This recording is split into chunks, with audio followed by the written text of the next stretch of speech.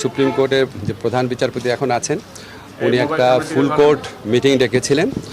তো এটা আপনার ছাত্র জনতার পক্ষ থেকে আমি একটা স্ট্যাটাস দেখেছি, আসিফ মাহমুদ বলেছে যে এটা কারোর সাথে কনসাল্ট করে নাই, উনি এটা যেভাবে ডেকেছেন এটা মনে করা হচ্ছে যে একটা যে স্বৈরাচারী পরাজিত শক্তি ছিল তাদের পক্ষের একটা মুভ, আমি যতদূর মনে করতে পারি। তো আমি এই ব্যাপারে কমেন্ট করার আগে কয়েকটা কথা বলতে চাই। দেখেন, আমাদের প্রধান বিচারপতি অত্যন্ত শ্রদ্ধেয় উনি, তো ওনারা কিছু ব্যাপারে তো প্রশ্ন ছিল, বিশেষ করে যখন এই আন্দোলনটা হচ্ছে তখন উনি প্রশ্ন করেছিলেন আন্দোলন করে কি রায় পরিবর্তন করা যায় কিনা।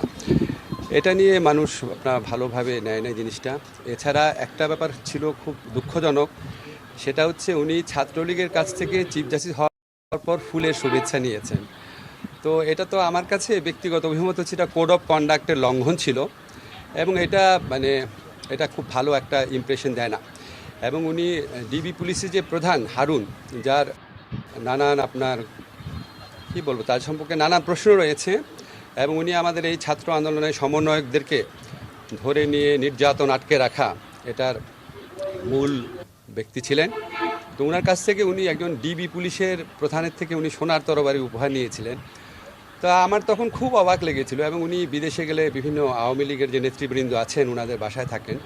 তো এইসব কারণে এমনি তো ওনাকে নিয়ে কন্ট্রোভার্সি ছিল। তারপর যখন উনি এই মামলাটা চলার সময় এই কমেন্টটা করেছেন এত কিসের আন্দোলন, আমি পত্রিকায় যেভাবে পড়েছি এটা রিয়্যাক্ট করেছে, এবং আমি যেটা জানি ছাত্র জনতার পক্ষ থেকে ইতিমধ্যেই ওনার পদত্যাগের ব্যাপারে দাবি উঠেছিল। আজকে বোধহয় সেটা আবারও বলা হয়েছে, যেহেতু উনি ফুল কোর্টের মিটিং ডেকেছেন।